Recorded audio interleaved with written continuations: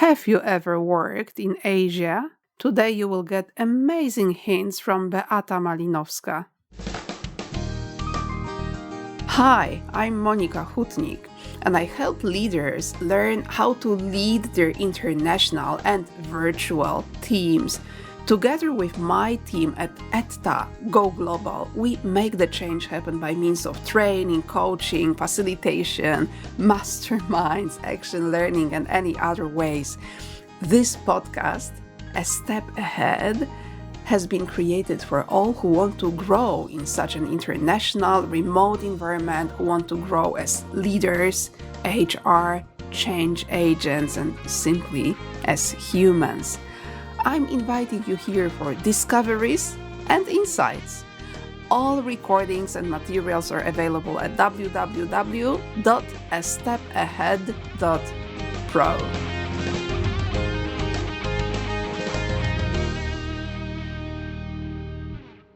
So how is it really? Have you been to Asia?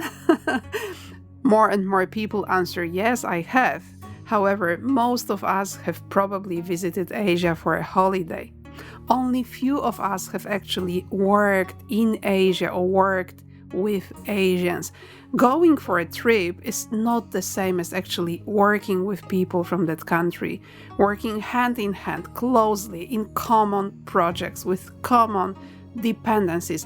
This is why I'm so happy to have a special guest in my podcast today, who will be able to tell us a lot about her experience of working with stakeholders from various Asian countries. And by the way, if you've been enjoying the podcast, thank you so much for being a listener. And one simple thing that you can do to help us out is to give a review wherever you listen. Today I have a special guest who can tell us a little bit more about Asia as a continent, but also as separate countries and cultures. Beata Malinowska, I'm very glad to greet you in the podcast. Hello. Thank you for the invitation. It's really a pleasure to be here with you, and I'm looking forward to our conversation about my experience in Asia. Beata, you are actually a Polish person. What brought you in Asia? How are you connected with this continent? So I had a pleasure. I've been working with huge companies, huge corporations, and I've been always in regional and global roles. So that gave me amazing exposure to different cultures. And I'm coming from supply chain area. This is where I grew. And when I reflected on my professional experience, I realized that being in regional and global roles over entire time of over 20 years, I've been exposed to probably more than 80% of my stakeholders were non-Polish, actually. And I was fortunate, lucky, that in one of my roles, I was assigned to run the project in Asia, with our customers in Asia. Firstly, it was a smaller project for just one country, it was South Korea. But then I got requested to run a very complex, big project for the huge geographical scope where we had Asia in scope, including China and India, Australia, New Zealand, and then also Turkey and a few former Russian republics, so massive geographical scope. And this is where my real experience from both personal and professional side started. That's really amazing. And I can see how diversified these countries are, how really different from each other. That's quite a courage to take such an assignment, really. It is true, and these were exactly my feelings when I got this project. First of all, I really wanted to get this project. When I knew that we won the negotiations with this customer, I really wanted to get it, to be involved in the implementation of some solutions for the customer. But at the same time, I was a bit afraid of working with those countries because I knew that it will be totally new experience. I used to work with Middle East before. I used to do some project in Mexico or South Africa. But here I knew that I will be supposed to work with China, with India, with Australia, totally new cultures, and so different to European, and so even different to one that I worked before with. So these were mixed feelings. Happiness, I got it. Excitement, wow, great development for me. But at the same time, oh my God, how am I going to do it? So then I decided, well, I need to get ready for it. I didn't want to just jump into it. Let me mention that I got this project before COVID. So we still hoped for more face-to-face engagements. So then, of course, I thought, oh my God, I will go to China. I will see all these places where I haven't been before. But at the same time, from professional side, it was decided that it will be more convenient if I move to Asia.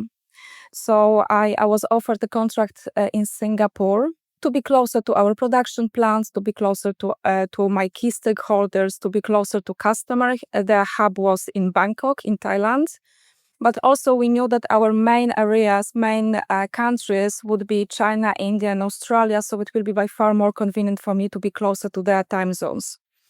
So this is when the entire adventure started. I started to get ready to move to Singapore. So it was a lot, getting ready with business side and getting ready with entire move to Singapore. And how I prepared for it, I read a bit about work with China, how to work with India, how to work with Australia. I had some experience with Southeast Asia. I had colleagues from Singapore in my team before. I had a colleague from Hong Kong as well. So I knew something. I observed them before. I've seen their communication style, how they communicate, successes, how they communicate difficult topics. So I knew something, yet still I wanted to prepare better. I connected with my colleagues who I knew that had experience working with China, and with one colleague who actually lived in China for a while and lived also in Singapore. And that was extremely helpful insight from her because I immediately knew what would be the difference between Singapore and China.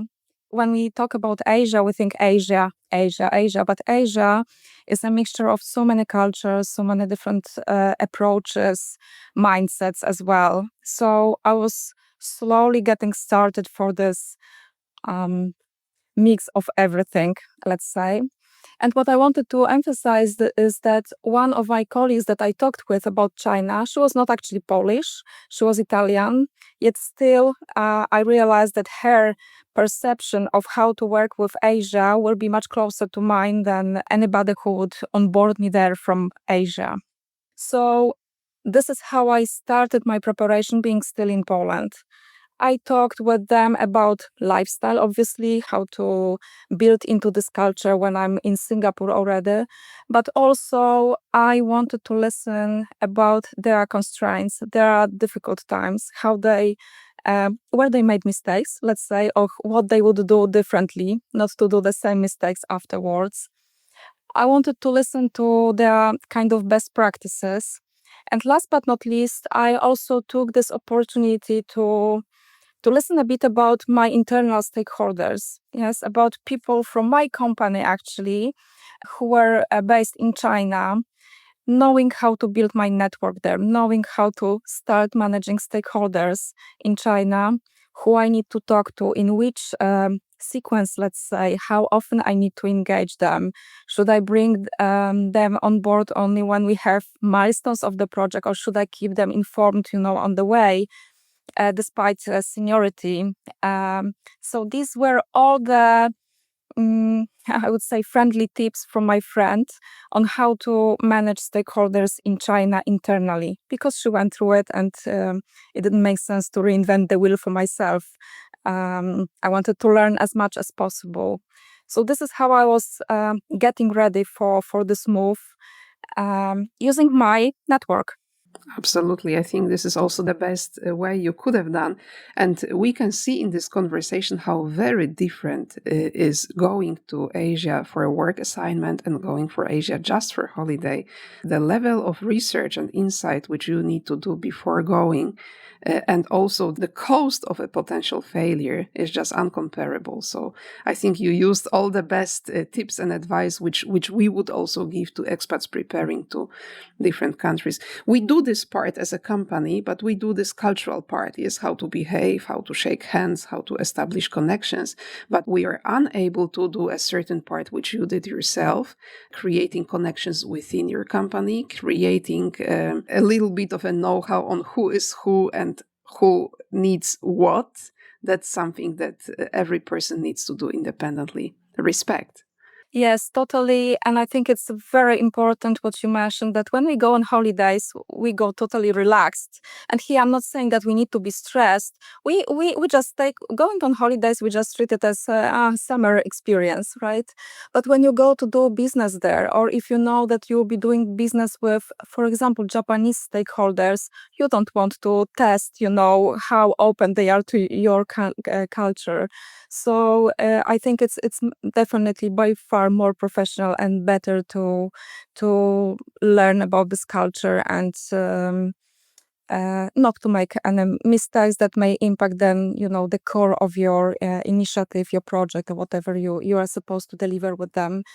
I remember that even before moving to Asia, I had the pleasure to work with a Japanese company, and we had guests from Japan. And we did the same. We just prepared for this meeting and dinner together with all the colleagues from European side, what we should do. I had to, for the very first time in my life, prepare my business cards, because this is a must when you have meeting with Japanese stakeholders. So then it means that you have to start getting ready a bit earlier than day before your meeting to be really ready Absolutely. for the meeting. Then things like when you should sit during the meeting in the meeting room, or where you should sit during the um, dinner with your counterparts from Japan or China. Fun fact is that depends where you sit. Then you can read who's going to pay the bill for the dinner. The A most very important person. practical insight. Exactly. So these were the things that you should rather know when you run the business with somebody from this culture. It's fun as well, to learn about it. But it's so different to holidays. At holidays, you can laugh. Of course, in business life, you can also just laugh about it. But you never know how it will be perceived by your business partner. And anyway, for a holiday, you come and go. It's not really any kind of an intense working relationship where a lot depends on. It's such a substantial difference. I really wanted to highlight that because sometimes we face clients, I mean teams, organizations, or individuals who assume they know enough because they've been traveling to another country for holiday, maybe even twice or three times. But when it really comes to working together, then a whole new environment, a whole new realm opens. So I'm very glad it also becomes visible in our conversation. Beata, you've done a great job in preparing yourself for the assignment. Now, if you could share with us some of your experiences, some of your lessons learned, how to build connections, how to manage stakeholders in Asia. Asia being so diversified, yes, with all those very different countries. Please share. So I would say that there are same rules how to build connections with stakeholders whenever it doesn't matter where you run the project, whether it's Mexico, Asia, or South Africa. I think that my key practice for myself is to stay humble and to go there and try to understand those people, understand their way of working. Usually I share that what we want to achieve, what we want to achieve together, not me, not you, but we, us together. Remind you that I worked there as a project manager. I was coordinating readiness of around 14 production plants for specific product introduction. So we wanted to deliver as one team. So I came to them. Of course, this huge geographical scope was split into smaller sub-regions, let's say. And I just talked with people. I introduced myself, and I wanted to listen about them. Then I tested already. I sensed a bit their energy, how they present themselves, how relaxed or less relaxed they are. And then I realized quite quickly that some of the countries are more formal, some of the countries are more relaxed. And just to give you an example, I would say that China seemed to be quite formal, and this is my subjective perception, of course, but this is what I've heard also from other people. They seem to be quite formal, quite strict. Hierarchy was super important. As I mentioned, that was also part of my preparation for the whole project and for the whole trip. While when I dealt with countries from Southeast Asia, and let me remind that here we talk about 7 countries, but when I dealt with Thailand or Indonesia, they seem to be more relaxed. I would say that conversations were by far more casual. And also, my observation was that whenever we had so called kicked off meetings, because we ran face to face meetings to kick off the project, I had the feeling that when I talked with colleagues from Southeast Asia, no matter how senior people were in the call, I was talking to one team, where they really work as a one team, and you didn't feel that much seniority between them or differences in seniority. While when we had meetings in China, from our perspective, it looked like senior people were leading the meeting and the rest was taking their homework to do, after the meeting or in the background. They knew that they would have to do something. So I felt this difference between those two groups, let's say. It was even more different for India, where conversations were also very relaxed, maybe very is too much, but relaxed, let's say. Senior people didn't want to get involved too quickly, but also I learned over the time that this is the culture where I need to keep an eye a bit more, because they are so relaxed to the extent that, I can find out very last minute that something didn't work at all or something is not done. So that was the key difference between those 3 groups, subregions of Asia region for me. One of the pieces of advice that we share with people going to cooperate with some countries in Asia is really to have an insight into the organizational structure and see who reports to whom, who is in whose team, to really be clear about the relationships and dependencies in terms of hierarchy and matrix. So I'm also listening attentively to your lessons learned from this area. Sometimes it's also about who to talk to in what sequence. How were you making your choices? First of all, that was one of the things that I found out from my preparation work. And this is what I mentioned already, that for China, for example, I knew that there is one specific person that I really need to get on board if I want to have things done by his team. And I knew that this is the first priority for me to talk with. And I remember that during my first trip to China, he was absolutely the first person that I wanted to talk to, even before the meeting, to get him on board. Because I knew that then the message will be properly cascaded to the team that, hey guys, we need to deliver it because this project is becoming our priority, or it's high on our agenda. Now, of course, I was prepared with the stakeholders mapping before kicking off the project.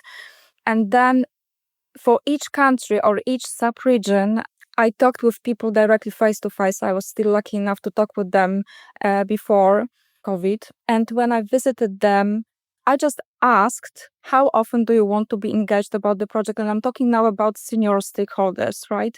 Because some people want to be on top of each single detail. Some of them want to be bothered only when there is really critical issue.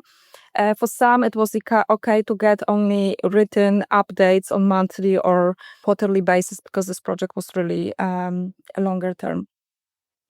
And then, for example, I knew that in China, if I go to more senior person, the team will treat it as that they failed, that they didn't do something, that I want to talk directly to the line manager. So I had to be super careful about it. But I told them, hey, I'm going to talk with your director, let's say, every second week, because I have my one-to-ones with him. He wanted to stay updated about the project. That I had my project coordinator, whom I talked to more often during the week.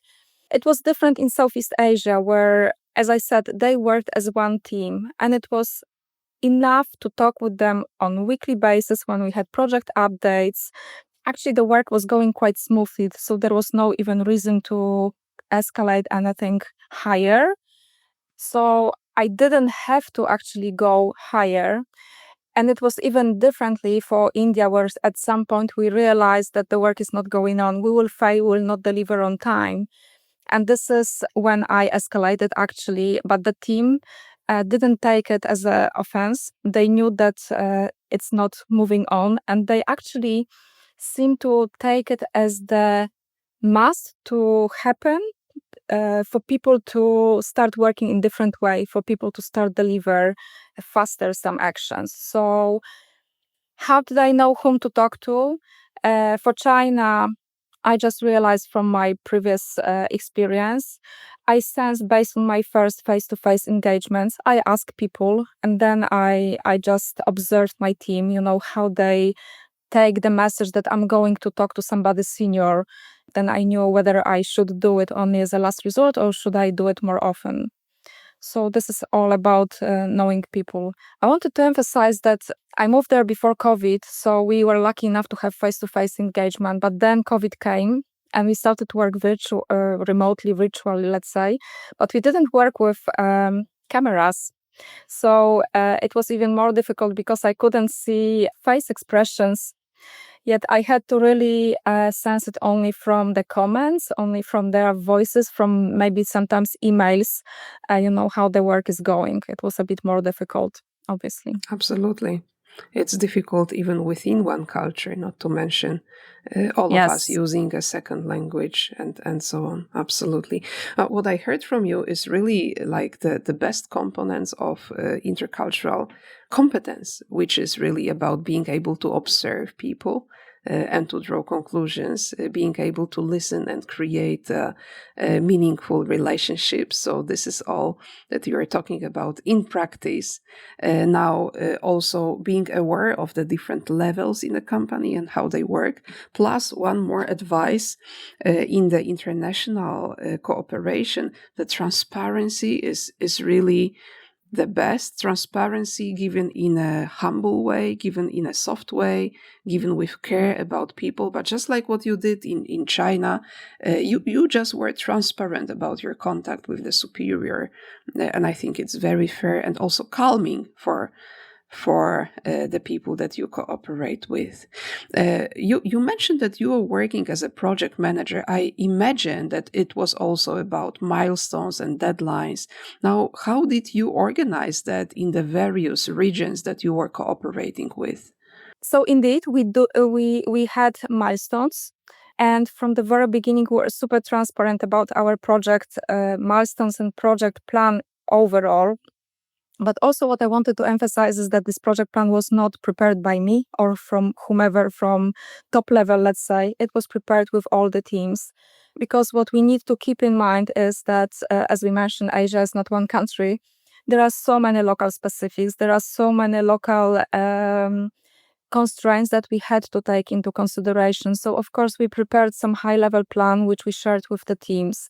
And then I was working directly with each team pretty much to listen to them and to capture all the other constraints that we need to take into consideration. We worked also very close with our customer. And this is what I wanted to emphasize, that our key stakeholders from customer perspective, because we were running project for our customer, they were also mainly Europeans.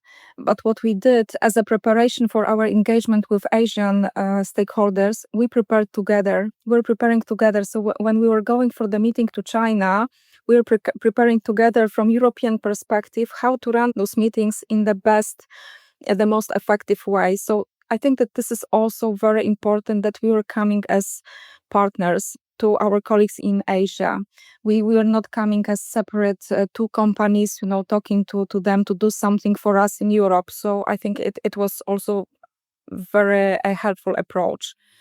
Now, talking about coming back to milestones, these milestones, as I said, were prepared together with local teams. And then, of course, we had to find sweet spot between what we need to deliver versus what they say is feasible. And then we had to change it many times because of COVID. So something that you mentioned, Yes, quite unexpected. human factor as well. I worked with China, I worked with India, countries that were hit extremely by COVID, also by all the regulations. And I really remember when my colleagues from India were like on and off all the time because somebody from their family was sick or they were sick. And as we all remember, it was very serious at the time. And same in China, they told me, Beata, we will not be able to deliver something because trains are stopped, and it's just full stop. We are not able to deliver it. So That's a that's why fact. this is when we had to work together. But these were days when I think everybody understood it. So our customer was not pushing. We just knew that, hey, we have to, be more um, open to changes because of this. But another thing that comes to my mind when you work with any other countries different to or cultures different to our European environment is to keep in mind also constraints, maybe not constraints, but aspect of there are holidays, for example, religious holidays. Um, this is extremely important because for us, we have, well, maybe school holidays, we have summer vacation. August is a bit like that season in Europe, let's say. In Asia, we work with so many religions, with so many cultures. We have Chinese New Year when, let's say, Chinese part of the world is off for 2 weeks. Business is totally stopped. This is like a must for them to go on holidays. So Singapore, China, those countries are switched off pretty much from business perspective. Then we have Diwali, which is very important period for people from India. And then they are not available either. And you have to keep in mind that, for example, there is a big community of people from India also in Singapore, for example, or in many other countries.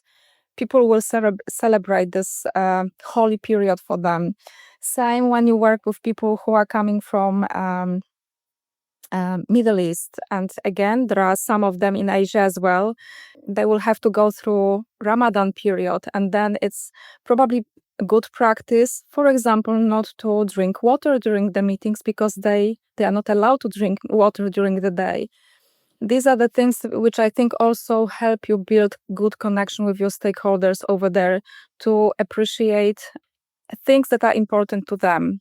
And this is something as project manager that I had to combine into my project plan, that I had to reflect in my project plans for this project or for other projects. And I think it would be a good practice because then you don't force your stakeholders to do something that normally they wouldn't do. Well, just because you are from Europe, it doesn't mean that they have to do something your way.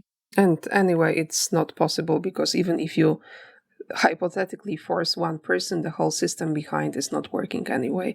So you just need to take it into consideration. Thank you for mentioning that. And I imagine that situations like COVID or maybe some other situations in the project progress were causing ambiguity or maybe some challenges. Now, how did you communicate in these situations? How did you, navigate around ambiguity in these relationships? And I would say it was the other way around. I had to ask them to communicate to me where the constraints are. Yeah, so okay, there were some constraints at the very beginning of the project, and of course I could communicate it to them. But I think that the better example is how we dealt with this ambiguity during COVID time, when we didn't know when we will be able to kick off our production, when we will be able to start logistics, when the ports will be unlocked, let's say. So again, the differences. Chinese team, obviously, I was totally aware of all the constraints in China that they were locked and the logistics didn't work at all. That companies were closed and they had a very high number of COVID cases. But Chinese team was coming to me with solutions. They were saying, Beata, this is not possible. This is not possible. But we will be able to come back to it in 3 weeks. Now we are in lockdown, but in 3 weeks we'll be able to fix it. And actually, when they knew that they would not be able to come back, they informed me upfront. So I really knew that it's under control, that they really keep an eye on how quickly they will be able to do. They were really coming with out of the box, let's say, thinking solutions, what we can do, how we can move on. And I had to take it. I knew that we are not able to push here more. It was for China. Then for Southeast Asia, we have to keep in mind that, as I mentioned, there are lots of local requirements, which sometimes from Europe it's difficult for us to understand. There is very big bureaucracy as well still in some of the countries. There are lots of regulations that they need to follow, and it's very unique country by country. So when they're coming to me saying that, hey, we don't know what something will happen because it depends on the some government officer, this is something that we also as Europeans had to take for granted. I mean, we had to understand that hey, it's not when somebody comes to office, he will do it. If he will not come to the office, it will not be done. And this is what they communicated to us quite, I don't want to say friendly, but in a way, hey, this is the way it is. And again, here I knew that they keep an eye on it. So whenever there was update about something, they were coming back with update about it. And as I mentioned at the very beginning, I really knew that they worked as one team. So there was good connection between various stakeholders, various parties within the Thailand or Indonesia or in Singapore. Now in India, something that I highlighted a bit before, they kept on saying, we are working on it, we are working on it, it will be done, it will be done. But then, in the last minute, you realize that it's not done. So they informed you about difficulties too late, in my opinion, too late. Of course, it was my learning at some point, and then I started to work on it, having some checkpoints on the way more often than with any other countries. But this is something that probably we should keep in mind, that they are not too good in communicating things that, hey, this is out of our control, we will not be able to do it. I had to manage this situation. I had to really investigate, hey, is it happening? Is it really progressing? Because they tend to say that something is happening, but it didn't actually, or it didn't at the pace that we needed at the time of the project. So that was the difference. Another thing that around ambiguity that came to my mind is that, of course, nobody likes to bring you bad messages. But as I mentioned, Chinese team was coming with difficult messages, bringing solution already. Southeast Asian team, so it was mainly I was working with Thailand and Indonesia. They were saying that, hey, this is the problem, we will work on it. So you did still, as a project manager, I didn't know what would be the solution.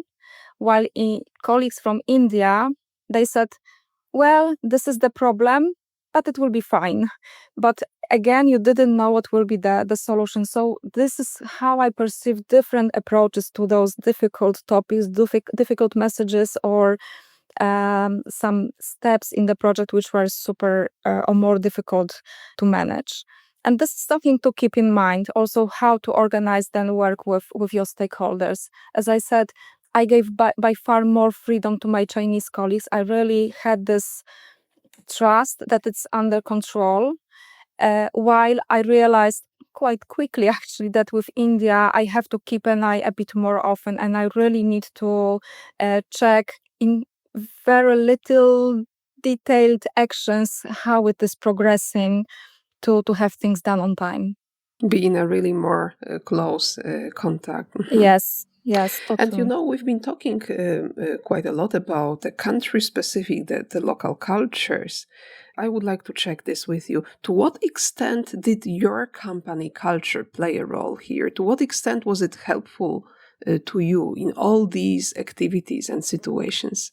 I would say that it was very helpful because I knew that even though I will be working with different cultures in China, in Singapore, in India, these are still people that work for big corporation, which is okay. These are general points now. Open-minded, and we are really diverse team, and we are used to work in diverse team. We are used to work in virtual environment as well. So it was by far helpful to me. And I really noticed the difference when I had meetings with the customers, or in other projects. We were going for meeting with the customer from different companies, which were probably more traditional, which were maybe more conservative. And then you could feel the difference on the approach, on the way they behave in the meetings, on how openly they can communicate some messages during the meetings. You can definitely sense it. So I think it's very important, and I was very lucky to be sent there with the organization that's quite mature in its development, in its approach to how the projects are managed, how people are chosen to run certain initiatives, who is appointed to certain positions. So I think it's a very important point.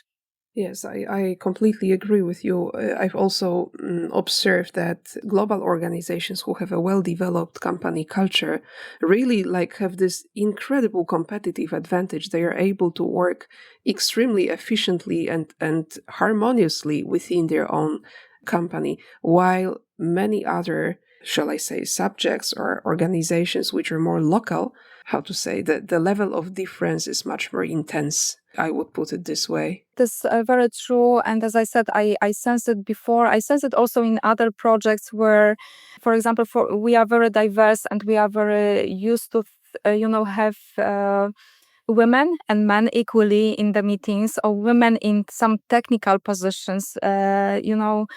Something that should be common, and for me already it is normal, let's say. But listening to different stories, reading some messages from other companies, I know that it's not normal yet, and this is what definitely I experienced dealing with some companies that were on different level of development.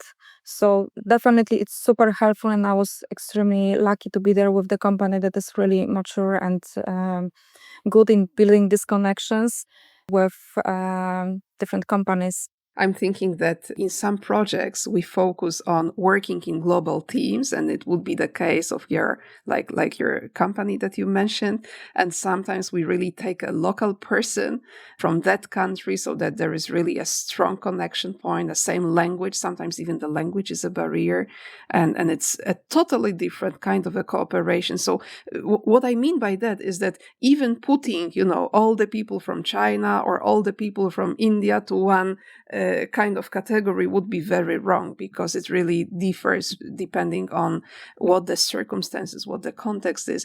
And you actually mentioned about women in various positions. Now, you also went to Asia as a woman. What was your experience in this respect? I did go as a woman, yes. And, I moved to Singapore, and Singapore is a very specific country, let's be honest. It's extremely developed from a business perspective. You have huge companies there, and lots of startups as well. It's not easy actually to be based in Singapore because they had extremely strict regulations. They really keep an eye on who is coming to Singapore to work from there. So they really protect their own resources. But at the same time, when I was based in Singaporean office, when I worked with my colleagues from Singapore, I noticed that women there are very strong. They are strong from their skills perspective, but also from their personalities perspective. So they were very vocal during the meetings. They always wanted to be seen. They wanted to be heard. They wanted to make the point, and they were very good in delivering what they were asked to deliver. So I would say very strong characters in a positive way, obviously. So you can see that Singapore is quite advanced when it comes to keeping this balance, between men and women in business. I also had similar experience with Southeast Asia. I met many girls there, and they were also in not only in positions which by stereotype you think that women should be there, but they were also close to production, for example. I could see that team was diverse there, and there was no differentiation between man and woman, so it was quite equal, let's say. But again, I was lucky to come from the company that was quite advanced already in managing diversity within the teams. And then China, where I don't know whether it was coincidence or not, but there were mainly men in the team that I worked with, and women that were there were rather more shy, I would say, and I could think, why was it like that? Was it because of hierarchy that they were lower than men that were in the group? Or is it because their personalities? Or is it because this is how it goes still in China? I don't know. However, I would say that you can see that there is a big push, maybe not push, but tendency, to promote women in China as well, to let them go for higher and higher positions. However, a few years ago, my experience was slightly different. Maybe it was just pure coincidence that I had many men in the meeting room. And then for India, because we also touch India here, uh, I had very strong women in the team, quite similar to what I experienced in Singapore. Girls that wanted to make a difference, girls that wanted to drive their initiatives, great people to work with, not easy people to work with because they also wanted to make the point on their side. But it was fun. It was fun, and it was really great experience to observe what is the dynamic of, building the women positions in all these countries. Beata, there is so much experience in terms of the how broad it was and how intense it was and all the different things that you've been doing with all those various stakeholders in countries. I wonder if you were to give advice to anybody who is, getting ready for such an assignment, what would be some of the, 3 key points that you would strongly suggest? First thing that comes to my mind is something that I mentioned before: be humble. Be humble and go there to learn, to enjoy. Something that I kept at the back of my head when I was moving there. As I said, I was excited. I was at the same time a bit afraid of how it will happen.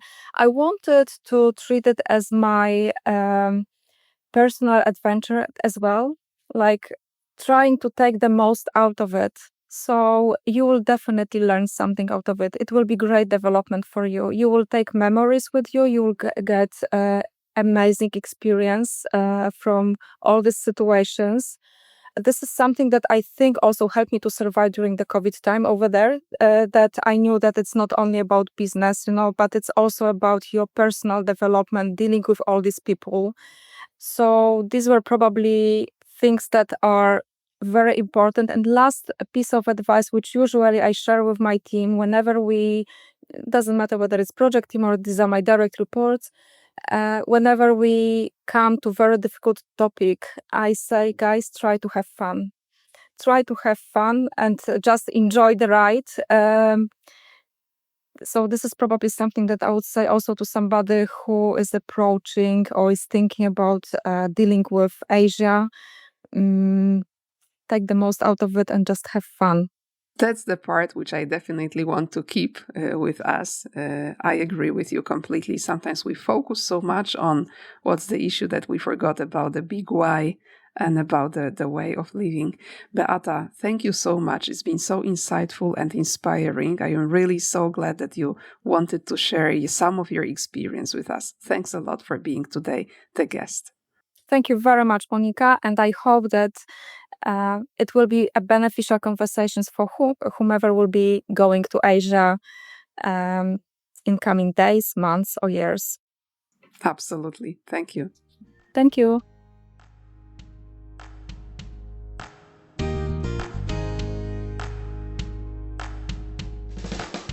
Wow, what an amazing conversation, full of tasty snacks, hints, and tips about doing business in Asia with Asians, with stakeholders from Asia, from various countries. I hope you enjoyed it as much as I did. And by the way, if you look at the core components of intercultural competence, Beata demonstrated all of them perfectly. The model which I work with is Intercultural Readiness Check. That's the tool that I am certified with as a consultant assessor, created by Ursula Brinkmann and the IBI Net. And the 4 components that it talks about is the intercultural sensitivity. To what extent are you aware of cross-cultural diversity. Just think how Beata was preparing before going to Asia, how many people she talked to, how much effort she invested in all the conversations, reading, preparations, intercultural communication, the component number 2, and her ability to build meaningful dialogue with various types of communicators in various structures, and her amazing ability of observing other communication styles and adjusting to them. Remember when she was talking about, I was watching them, how they speak about successes and how they speak about challenges. And she was able to read the culture code in practice. The third component is building commitment. So making things happen in such a way that both sides can be successful. And finally, it all happens in the realm of managing uncertainty, the fourth component of intercultural competence. I was so impressed, and I'm so glad that Beata wanted to be my guest and wanted to share not only so many hints and tips, but her mindset and her approach, which I think are even more valuable. Now, if you are interested in cooperating, collaborating across cultures, you will certainly find some other interesting episodes in this particular channel.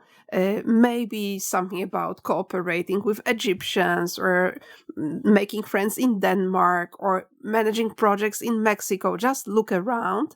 And in particular, notes to this very episode will be available on the website www.astepahead.pro and then /017, like the number of this episode.